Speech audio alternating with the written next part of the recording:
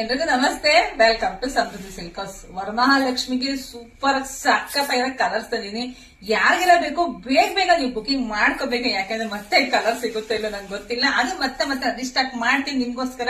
ನಾನು ವೇರ್ ಮಾಡಿರ್ತಕ್ಕಂಥ saree semi crepe silk first copy, super ಆಗಿ ಸಕ್ಕತ್ತಾಗಿದೆ. ಬಾರ್ಡ್ರ್ ಹೇಳುತ್ತೆ ನಾನು ಎಷ್ಟು ಕ್ವಾಲಿಟಿ ಆಗಿದ್ದೀನಿ ಅಂತ ಹೇಳಿ.